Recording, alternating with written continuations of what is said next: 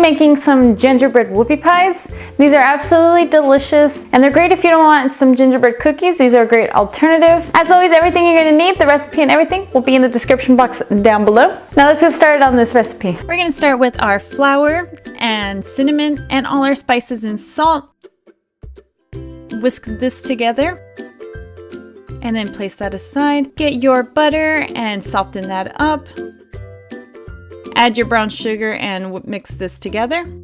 You're going to want it light and fluffy, and then with your spatula, of course, scrape your bowl. And then you're going to add in your molasses to this and mix that together. Add in 1 egg to this and mix it well. And of course, scrape that bowl. Add in your buttermilk to this, your vanilla extract, and combine well. And always scrape your bowl. Add in your dry ingredients, combine this well. You can use your handheld mixer on a low speed, or you can just fold this in. Add in the rest of that flour. I did it in 2 portions and combine this well. Keep mixing it until it all comes together.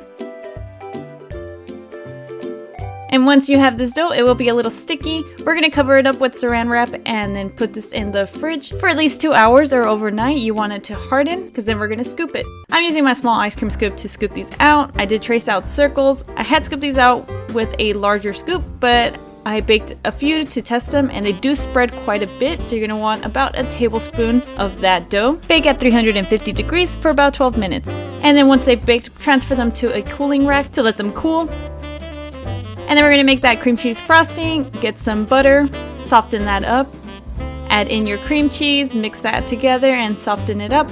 Add in your powdered sugar to this. I did half a cup first and then I added a cup. You can always add more depending on how thick you want your consistency. I added in my vanilla. I added a little bit of spices as well, did some clove and some cinnamon. You can add anything you like or you can keep them out. I just wanted to add a little bit of spice to it.